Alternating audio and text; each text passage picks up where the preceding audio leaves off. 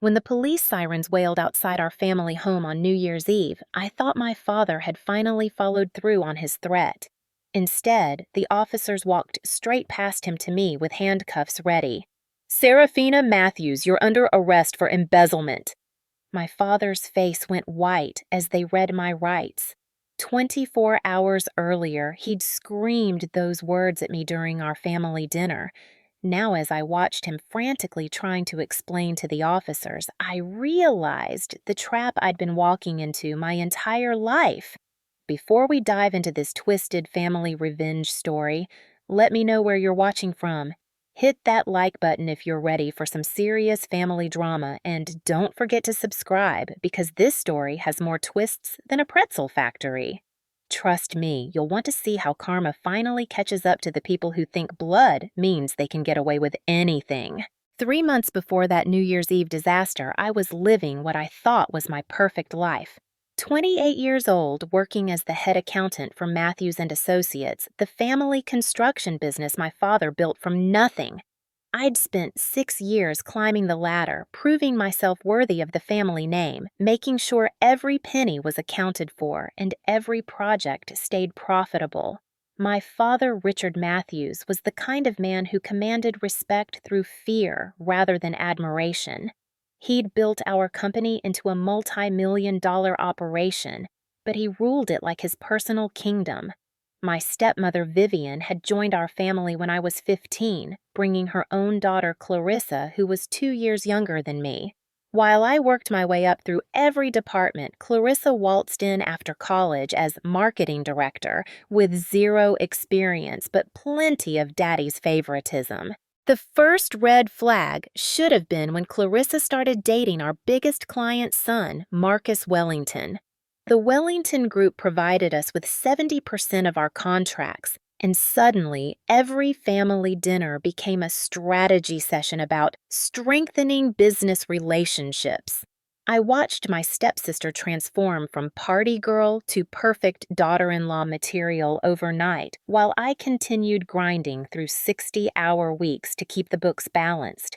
Everything changed on a Tuesday morning in October when I stumbled across an invoice that made my blood run cold. The Wellington Group had allegedly paid us $2.7 million for the Riverside Shopping Complex project. According to our books, we'd received every penny, but when I cross-referenced the bank statements, only $1.8 million had actually hit our accounts. $900,000 had vanished into thin air. I spent the next week digging deeper, and what I found made me physically sick. For the past 18 months, someone had been creating phantom invoices, inflating project costs, and siphoning money through a complex web of fake subcontractor accounts. The manipulation was sophisticated, almost artistic in its complexity. Whoever was behind this knew our system inside and out. The smoking gun came when I tracked down the routing numbers for the fake accounts. They all led back to a small bank in Delaware, and every single account was tied to shell companies with one common thread. They were all registered under variations of VC Holdings, Vivian Clarissa Enterprises, and Matthews Family Trust. My stepmother and stepsister had been systematically looting our family business for over a year. But the worst part, every single fraudulent transaction had my digital signature attached to it. Someone had been using my access codes, my approval stamps, my electronic authorizations to cover their tracks. If anyone discovered this theft, I wouldn't just lose my job. I'd be facing federal charges for embezzlement. I confronted my father on a Friday evening, laying out everything I'd discovered across his mahogany desk, like evidence in a courtroom. Bank statements, forged invoices, digital trails. The proof was overwhelming. I watched his face cycle through confusion, denial, and finally something that looked like resignation. "Serafina," he said slowly, "you need to be very careful about the accusations you're making. Vivian and Clarissa are family. They would never. Dad, the evidence is right here. They've stolen almost $2 million from us, from you, and they've been using my credentials to cover it up. If we don't act now, if this gets discovered by an outside audit, I'll be the one going to prison while they disappear with our money." He studied the documents for what felt like hours, but when he finally looked up at me, his expression had hardened into something I didn't recognize. These could be fabricated. Anyone with your level of access could create false evidence. Maybe you're the one who's been stealing and now you're trying to frame Vivian and Clarissa to cover your own crimes. The betrayal hit me like a physical blow. Dad, I'm your daughter. I've given everything to this company, to this family. Why would I steal from myself? Blood doesn't always mean loyalty, Serafina. And desperate people do desperate things. Maybe you've been living beyond your means. Maybe you thought you deserved more than what you were earning. That's when I realized the full scope of their plan. They hadn't just been stealing money, they'd been setting me up as the fall guy from day one. Every transaction in my name, every approval with my signature, every access log showing my credentials, it was all preparation for this exact moment when someone would inevitably discover the missing funds. I want you to think very carefully about your next move. My father continued, his voice taking on the cold authority I'd heard him use with business rivals. You can either admit what you've done and work with us to make this right quietly, or you can continue with these wild accusations and force us to involve law enforcement. Because if they investigate and find evidence of your guilt, and they will, you'll lose everything. Your job, your reputation, your freedom. I stared at this man who had raised me, who had taught me the value of hard work and integrity, who was now threatening to destroy my life to protect his new wife and her daughter. The worst part was seeing the genuine doubt in his eyes, as if 18 months of careful manipulation had actually convinced him that his own daughter was capable of betraying him. "You have until Monday to decide," he said, gathering up all my evidence and locking it in his safe. "Either confess and resign quietly or face the consequences. But I won't have you destroying this family with your lies." I left his office that night knowing that everything I'd believed about loyalty, family, and justice had been an illusion. My stepmother and stepsister had played the long game perfectly, positioning themselves as the victims of my alleged crimes, while systematically looting everything my father had built. And the man who should have protected me was now their willing accomplice in my destruction. That weekend, as I sat in my apartment staring at copies of the evidence I'd secretly made, I realized I had two choices: accept defeat and watch them win, or fight back with everything I had. The Matthews family was about to learn that you don't corner a woman with nothing left to lose and expect her to go quietly. Monday morning arrived like a death sentence, but I walked into Matthews and Associates with my head held high and a plan that would either save me or destroy us all. I'd spent the weekend making copies of everything, reaching out to contacts, and preparing for nuclear war. The meeting was set for 9 a.m. in the conference room. Me, my father, Vivian, Clarissa, and their lawyer, Benjamin Hartwell, a shark in an expensive suit, who specialized in white-collar criminal defense. The fact that they'd already lawyered up told me everything I needed to know about their intentions. "Serafina," my father began, his voice formal and cold. "Mr. Hartwell is here to help us resolve this situation quietly and efficiently. Have you given thought to our discussion Friday evening?" I looked around the table at these people I'd once considered family, noting how Vivian's perfectly manicured fingers drummed nervously against her coffee cup, how Clarissa couldn't quite meet my eyes. "I have given it considerable thought, and I've decided that the truth needs to come out." Hartwell leaned forward with the confidence of a man who'd destroyed countless lives for profit. "Miss Matthews, my clients have shown me disturbing evidence of financial irregularities tied to your access credentials. Rather than pursue criminal charges immediately, they're offering you an opportunity to make restitution and resign with dignity. I'd strongly advise accepting this generous offer." Generous? I almost laughed. You mean the offer where I confess to crimes I didn't commit, pay back money I never stole, and disappear quietly so your real clients can continue their theft? Vivian finally spoke, her voice dripping with false concern. Honey, we know this must be difficult, but denial will only make things worse.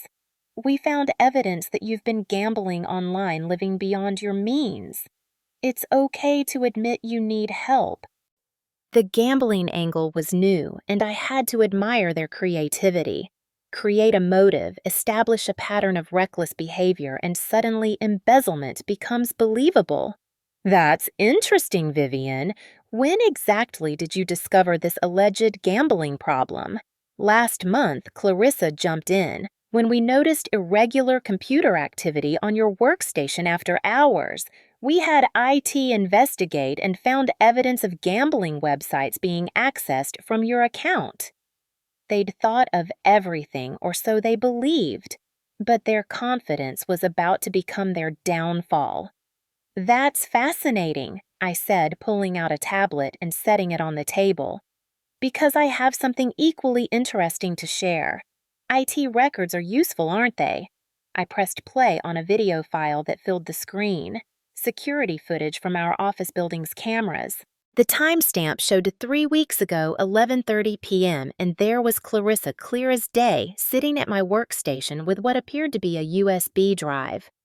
This is from the same night you claim I was gambling online, I continued as the room fell silent. Funny thing about our building's new security system, it captures everything, including the keylogger you installed to steal my passwords. Clarissa's face had gone white, but Hartwell recovered quickly. Security footage can be manipulated. This proves nothing. You're right. Footage alone isn't enough. That's why I also have these. I produced a stack of bank statements, account records, and digital forensics reports. Turns out when you hire a private investigator with experience in financial crimes, they can trace digital breadcrumbs that most people miss. The investigator I'd hired, Sarah Chin, was a former FBI agent who specialized in corporate fraud. She'd spent the weekend diving deep into the digital evidence, and what she'd found was damning. The keylogger software has a unique signature. I explained, watching Vivian's composure crack. It was purchased using a credit card registered to VC Holdings, one of your shell companies, Vivian. The same card used to set up the Delaware bank accounts where the stolen money was deposited. I pulled out more documents, spreading them across the table like playing cards. Here's the purchase order for the software. Here's the installation log from my computer. And here's the really interesting part. The software was configured to send copies of all captured data to an email address that traces back to Clarissa's personal laptop. Hartwell was frantically taking notes, probably calculating how much this case was going to cost his clients. These allegations are serious, but they don't prove... Actually, they prove everything. I played another video file, this one showing Vivian in my father's office 3 months ago, accessing his computer while he was in a client meeting. This is when she gained access to his authorization codes. And this, I clicked to another file, is her using those codes to approve fake invoices from her shell companies. The room was dead silent, except for the sound of my father's labored breathing. He was staring at the evidence with the expression of a man watching his world collapse in real time. The beautiful thing about digital theft, I continued, is that it leaves a trail even when people think they've covered their tracks. Every login, every file access, every transaction.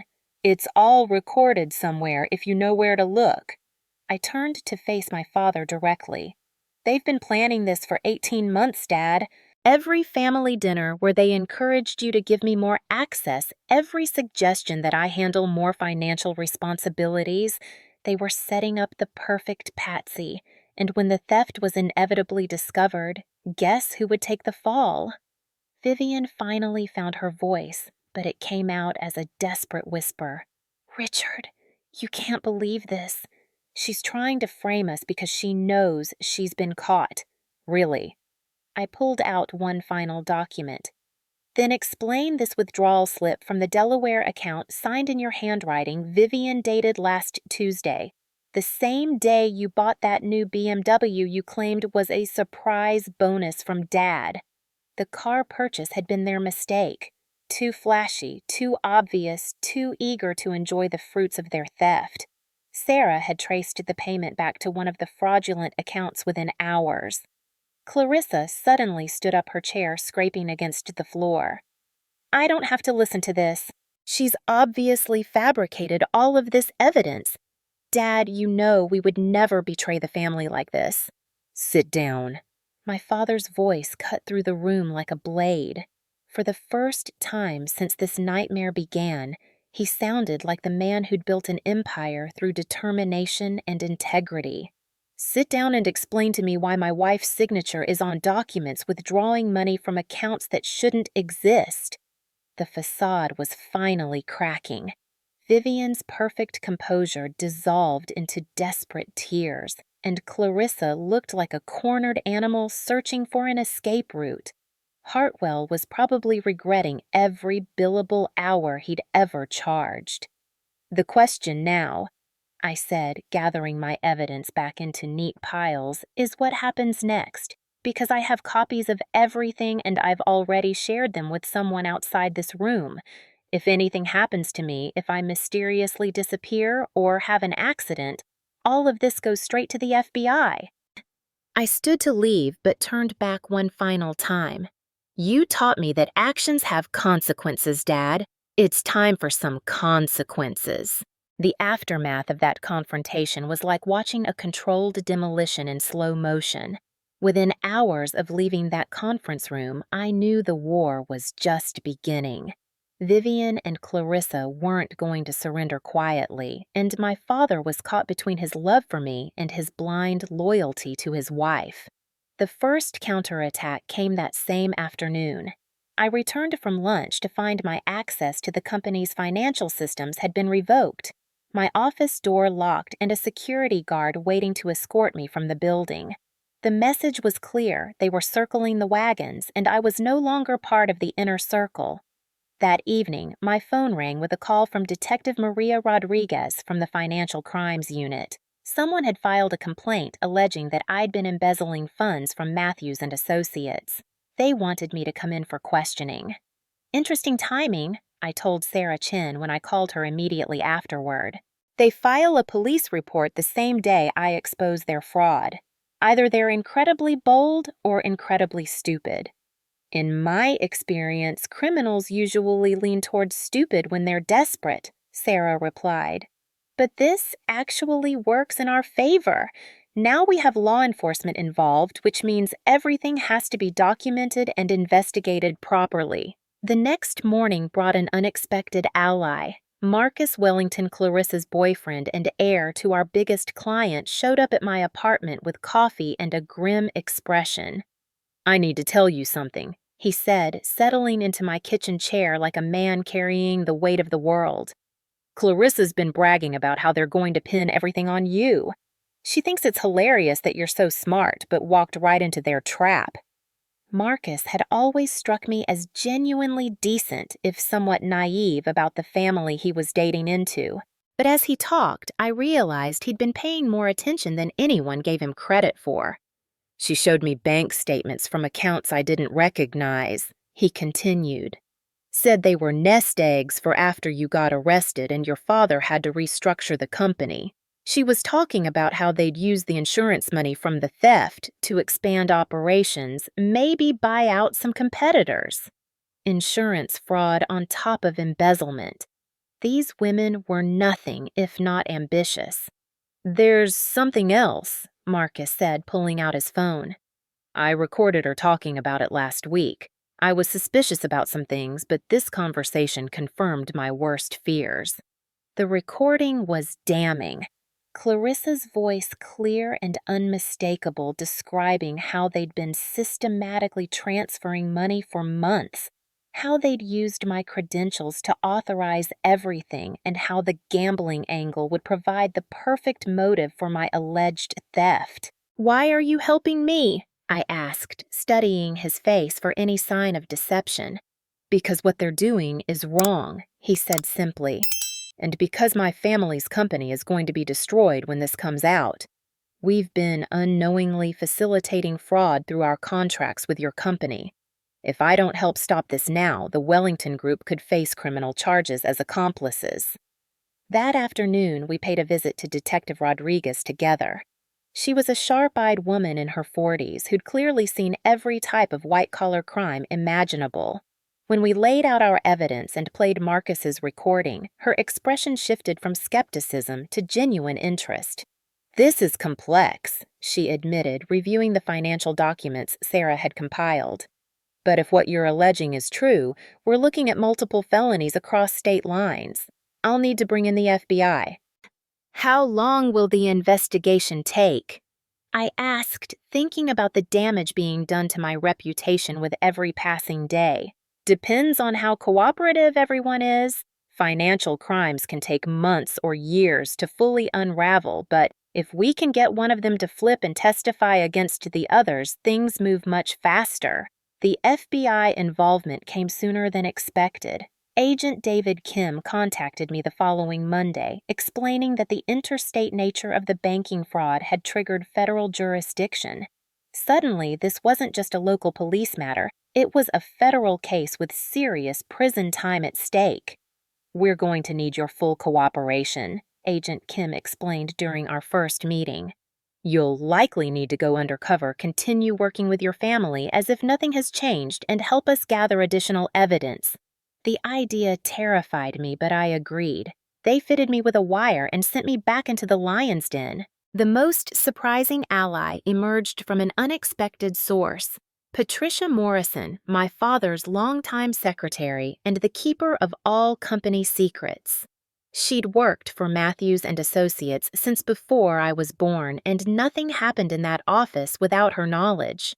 I've been waiting for someone to ask the right questions, she told me during a carefully orchestrated coffee meeting. I've seen things, heard conversations, noticed discrepancies. But Mr. Matthews was so smitten with his new wife that he wouldn't listen to concerns about irregularities. Patricia had been keeping her own secret records, photocopies of suspicious documents, notes about strange after-hours access to the office observations about Vivian and Clarissa's behavior during important client meetings.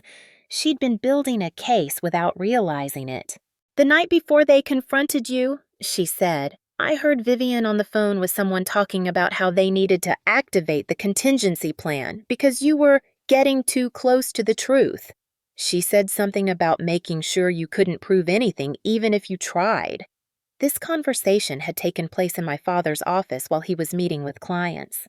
Patricia had been working late, updating files when she overheard Vivian discussing details that made her blood run cold. She was talking about deleting files from the server, destroying physical documents, and making sure all the digital evidence pointed back to you. She mentioned having insurance in case things went wrong. Something about photos and documents that would guarantee your father's cooperation. Blackmail. They were blackmailing my father, which explained his sudden change in attitude and willingness to believe I was guilty. What kind of insurance? I asked, though I dreaded the answer. I'm not sure, but Vivian mentioned something about what really happened to his first wife. Your mother's death wasn't natural, was it? My mother had died in a car accident when I was 12, a tragedy that had shaped my entire relationship with my father.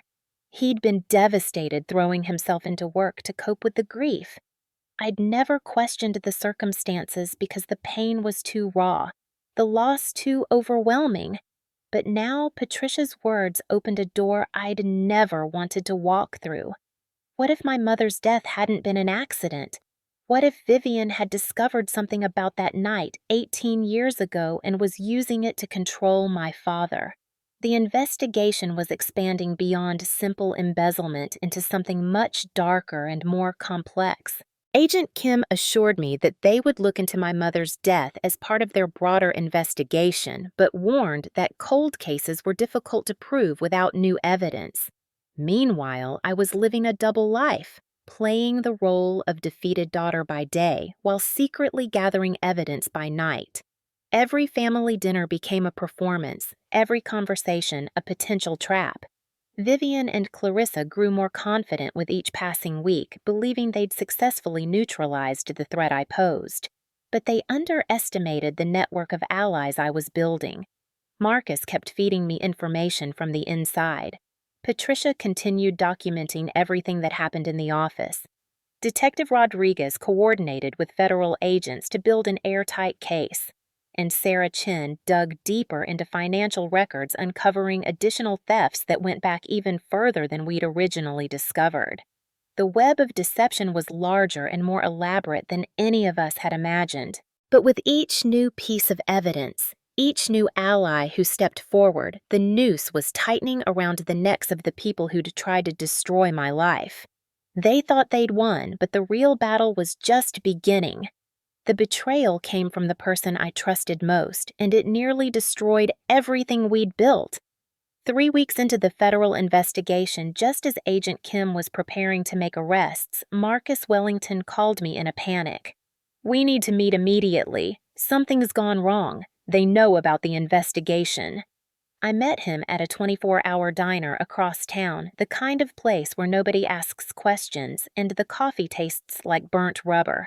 He looked like he hadn't slept in days, his usually perfect appearance disheveled and his hands shaking as he reached for his coffee cup.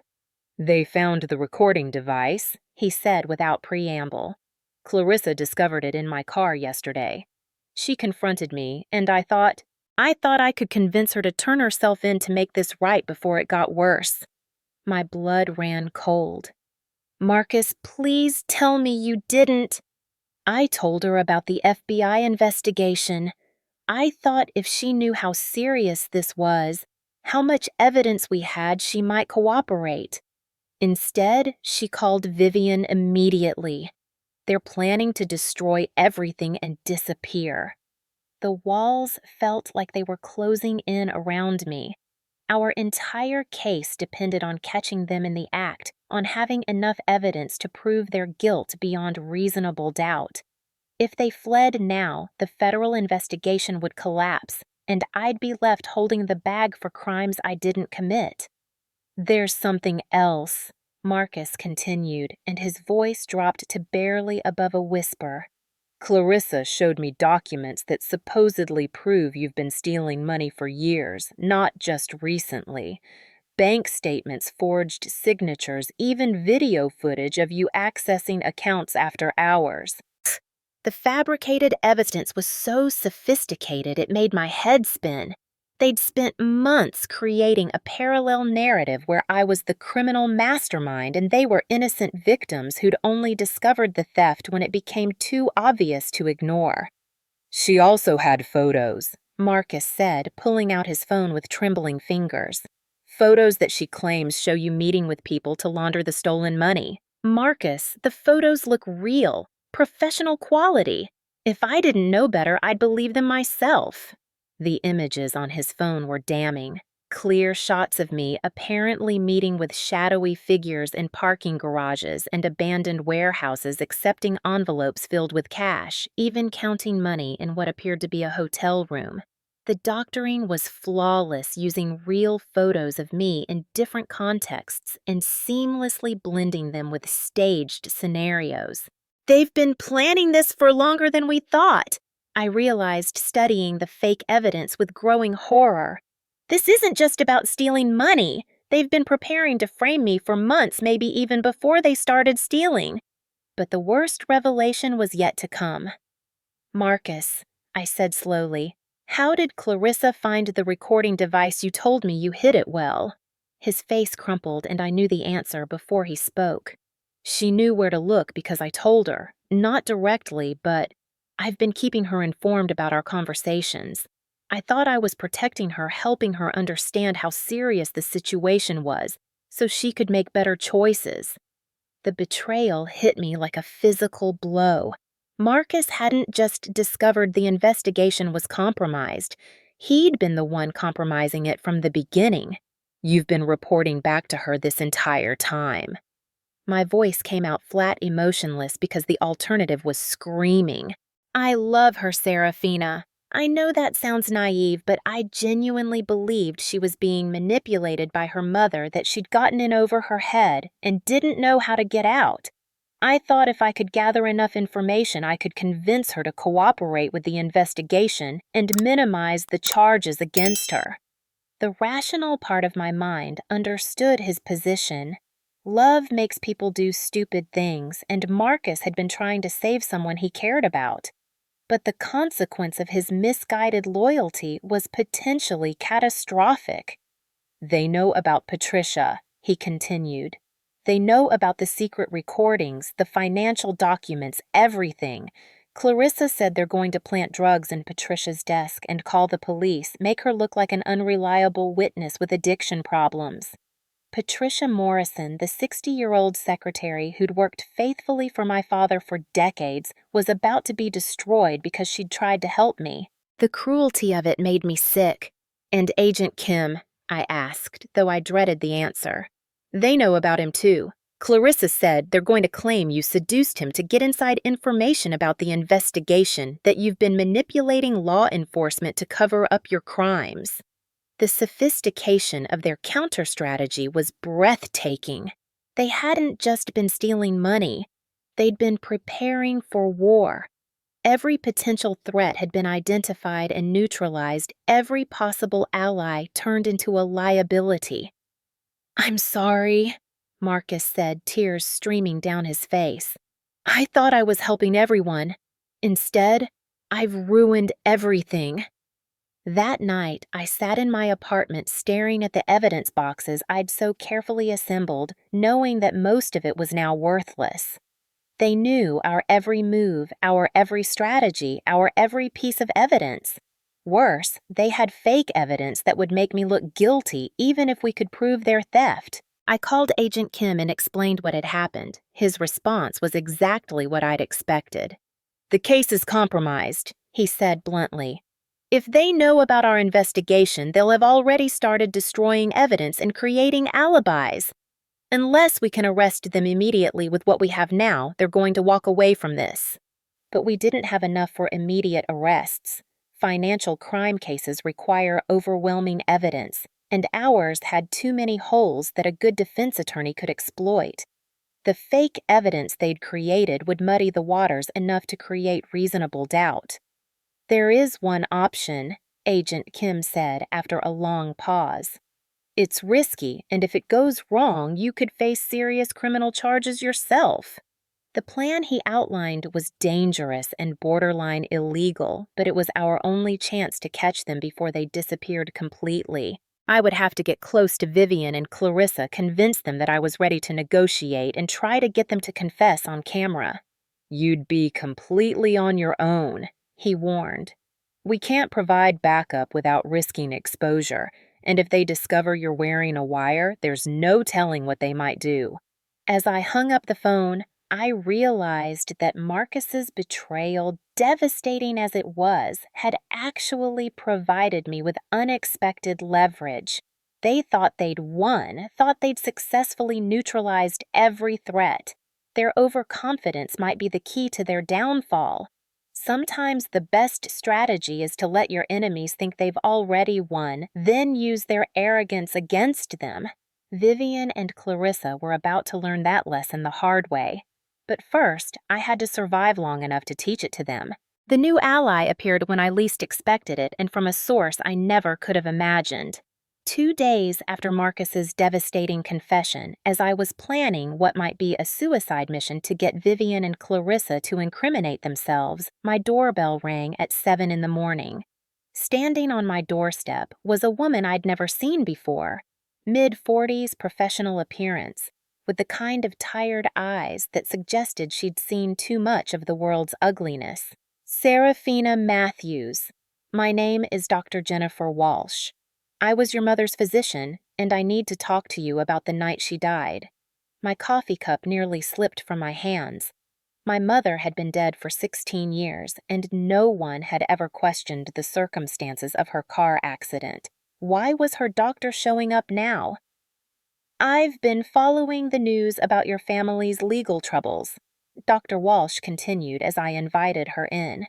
When I heard Vivian Matthews was involved, I knew I couldn't stay silent anymore. Your mother didn't die in an accident, Serafina. She was murdered. The room seemed to tilt around me. I sat down hard on my couch, trying to process what she'd just said. That's impossible. There was an investigation. The police said she lost control of her car on a rainy night. The police investigation was thorough but incomplete, Dr. Walsh said, pulling out a thick folder from her briefcase. Your mother had been coming to see me for months before her death, not for routine medical care, but because she suspected someone was poisoning her. She spread medical records across my coffee table, blood work results, toxicology reports, detailed notes about symptoms my mother had been experiencing. Chronic fatigue, memory problems, digestive issues, all consistent with long-term poisoning. She told me she suspected her new nanny, a woman named Victoria Coleman, was putting something in her food. The symptoms started shortly after this woman joined your household, and they got progressively worse over several months. Victoria Coleman. I'd never heard that name before, but as Dr. Walsh continued explaining, pieces of a horrifying puzzle began falling into place. Your mother was planning to fire Victoria and report her suspicions to the police, Dr. Walsh continued. She'd been secretly collecting samples of her food and drink to have them tested. The night she died, she was driving to meet me at the hospital lab to deliver those samples. The car accident that killed my mother had happened on a Tuesday night in October during a rainstorm that made the roads treacherous. She'd left the house around 9 p.m. telling my father she needed to run an urgent errand. Her car had been found wrapped around a tree on a back road 20 miles from our house. I waited for her that night, Dr. Walsh said quietly. When she didn't show up, I assumed she'd changed her mind or been delayed by the weather. The next morning I heard about the accident on the news. I've regretted not calling the police every day since. Why didn't you come forward then? I asked, though I wasn't sure I wanted to know the answer. Because I had no proof. Your mother had been collecting evidence, but it died with her in that car. Without her testimony or the food samples, I had nothing but speculation about a woman who'd already disappeared. Victoria Coleman vanished the day after your mother's death. No forwarding address, no references, nothing. But Dr. Walsh had kept copies of my mother's medical records, and more importantly, she'd kept photos that my mother had taken of Victoria Coleman. When she showed me those photos, my world collapsed completely. The woman in the pictures was younger with different hair and no wedding ring, but the face was unmistakable. Victoria Coleman was Vivian Matthews, the woman my father had married 3 years after my mother's death. She changed her name, her appearance, everything, Dr. Walsh explained. But I never forgot her face. When I saw her picture in the newspaper as your father's wife, I knew immediately who she was. The timeline was chilling. Vivian had murdered my mother, disappeared for 2 years, then returned with a new identity to seduce my grieving father. She'd been planning this for decades, positioning herself to inherit everything my parents had built together. There's more, Dr. Walsh said, pulling out additional documents. I've been investigating Victoria Coleman's background since I recognized her. She has a history of this. Before she worked for your family, she was employed by 2 other wealthy families in different states. In both cases, the wives died under mysterious circumstances, and Victoria disappeared shortly afterward. Serial murder. My stepmother wasn't just a thief or a manipulator. She was a serial killer who specialized in worming her way into wealthy families and eliminating obstacles to inheritance. I've contacted the FBI with this information, Dr. Walsh continued. They're reopening your mother's case and coordinating with other jurisdictions to investigate the previous deaths, but they need time to build a case, and from what I understand, Vivian is planning to flee the country very soon. Agent Kim confirmed Dr. Walsh's story when I called him immediately after she left. The new evidence had transformed our investigation from a financial crimes case into a murder investigation, which changed everything. We can arrest her now on suspicion of murder, he explained. But if she has escape plans in motion, she might slip away before we can build an airtight case. We need her to incriminate herself in the embezzlement scheme first, then use that confession to buy time while we investigate the murders. The plan was risky but necessary. I would wear a wire and confront Vivian with the embezzlement evidence, hoping to get her to confess on tape. Once we had her confession to the financial crimes, they could arrest her immediately and prevent her escape while building the murder case. But I wouldn't be going in alone this time. Dr. Walsh had volunteered to help using her medical expertise to analyze any evidence we found. Patricia Morrison, despite the threats against her, refused to abandon our cause. Even Marcus, desperate to redeem himself for his earlier betrayal, offered to help however he could. "I know I don't deserve your trust," Marcus said when I called to tell him about the new developments. "But if there's any way I can help catch the woman who killed your mother, I'll do whatever it takes." The irony wasn't lost on me. The investigation that had started with my determination to prove my innocence in an embezzlement scheme had uncovered evidence that my stepmother was a serial killer who'd murdered my mother 16 years ago. The financial theft was just the latest chapter in a decades-long crime spree. That evening, as I prepared for what might be the most dangerous conversation of my life, I thought about my mother and how proud she'd be to know that her death wouldn't go unavenged. Vivian had spent years believing she'd gotten away with the perfect crime, but justice was finally coming for her. Tomorrow, the woman who'd destroyed my family was going to confess everything, even if she didn't realize it yet. New Year's Eve arrived with the weight of destiny, and I walked into my family home knowing that by midnight, everything would be different. The wire taped to my chest felt like a lifeline as I joined my family for what Vivian had insisted be a reconciliation dinner. She'd spent the week since Marcus's betrayal growing more confident, believing she'd successfully neutralized every threat to her carefully constructed empire. "Serafina, darling." Vivian greeted me with a hug that made my skin crawl. "I'm so glad you decided to join us. Family should be together for the holidays, especially during difficult times." My father looked older than I'd ever seen him, the weight of recent revelations carving new lines around his eyes. Clarissa sat beside Marcus, who couldn't quite meet my gaze, knowing that tonight he would either redeem himself or watch me walk into a trap. The conversation started innocuously enough. Small talk about resolutions, plans for the coming year, careful dancing around the elephant in the room. But as the wine flowed and Vivian's guard dropped, the real purpose of the evening became clear. "I have something to tell you all," I announced during dessert, pulling out a folder I'd prepared specifically for this moment. "I've decided to accept responsibility for the financial irregularities at the company." The relief on Vivian's face was immediate and telling. "Oh, honey, that's so brave of you. I know this must be difficult, but taking accountability is the first step toward healing." "Actually," I continued, "I wanted to confess to everything, the embezzlement, the fake accounts, all of it. But I realized I need to understand how it was all supposed to work before I can properly confess." I spread fake documents across the table, carefully crafted papers that Agent Kim's team had prepared to look like detailed plans for money laundering and evidence destruction. "Could you help me understand the full scope of what I allegedly did? I want to make sure I confess to everything properly." Vivian's eyes lit up as she examined the papers, and I watched her fall completely into the trap. For the next hour, she walked me through every detail of the embezzlement scheme, explaining how they'd manipulated the books, created false invoices, and used my credentials to cover their tracks. "The beauty of it," she said, wine making her tongue loose, "was that everything led back to you. Even if you'd tried to prove your innocence, all the evidence pointed to your guilt. We made sure of that from day one." "But what about the other families?"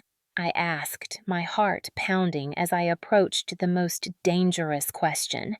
"The other times you did this," Vivian's expression shifted slightly, a predator sensing potential danger. What other families? Come on, Vivian. Victoria.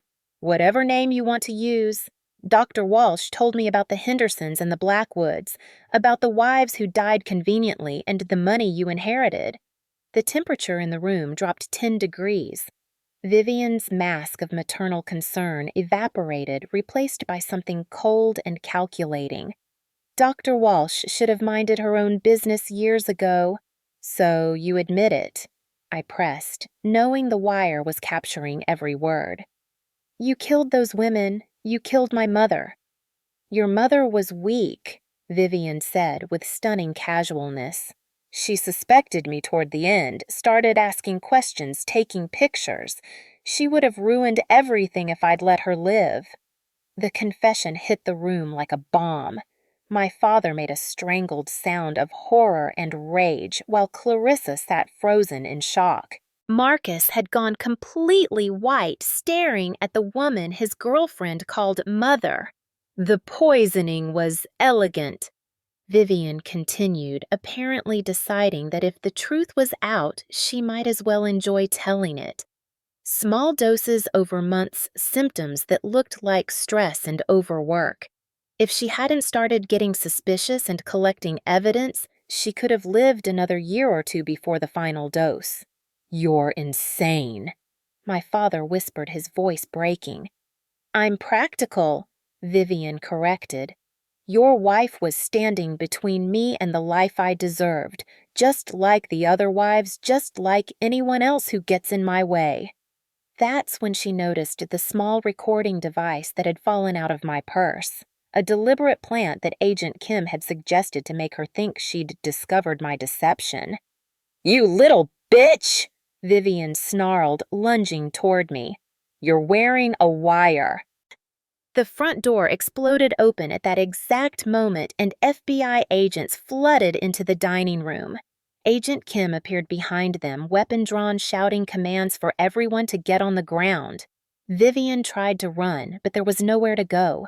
They tackled her in the hallway, her screams of rage and protest echoing through the house as they read her rights. Clarissa collapsed into hysterical tears, begging Marcus to help her, not understanding that her boyfriend had been working with law enforcement for weeks. The arrests were swift and efficient. Vivian was charged with 3 counts of murder, multiple counts of embezzlement fraud, and money laundering across several states.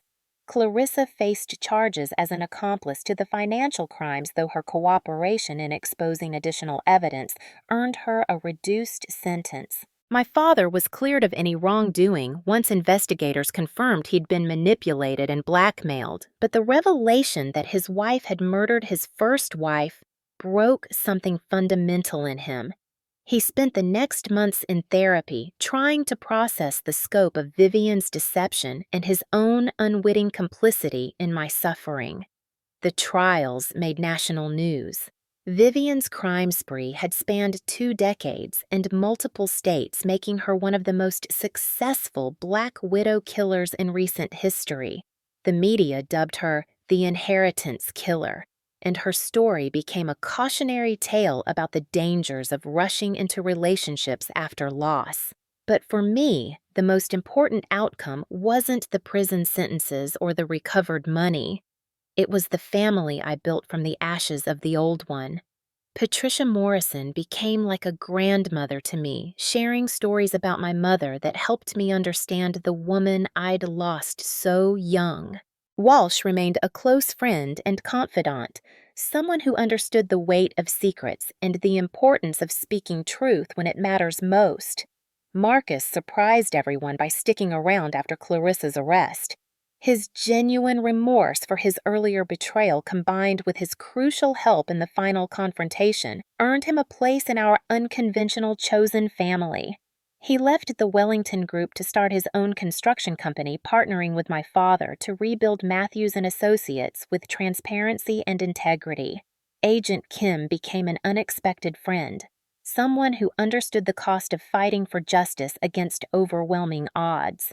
He taught me that sometimes the best revenge isn't getting even, It's building something better than what was destroyed. As I stand here today, 2 years after that life-changing New Year's Eve, I can honestly say that losing my biological family was the best thing that ever happened to me, because it forced me to learn the difference between people who share your blood and people who actually love you. The woman who tried to destroy my life is spending the rest of hers in prison, and I'm free to build the future my mother would have wanted for me. That's what I call justice served. Have you ever discovered that someone you trusted was living a complete lie? Have you had to choose between blood family and chosen family when the truth finally came out? Drop a comment below and share your story. I read every single one, and I love hearing how other people have overcome betrayal and found their real families. If this story of family revenge and ultimate justice resonated with you, smash that like button and hit subscribe for more incredible true stories that prove karma always finds its way home. Share this video with someone who needs to know they're not alone in fighting for the truth, even when everyone else refuses to see it. Thank you for joining me on this journey from betrayal to justice. Remember, the family you choose is often stronger than the one you're born into, and sometimes the best revenge is simply refusing to let terrible people win. Until next time, keep fighting for your truth and never let anyone convince you to accept less than you deserve.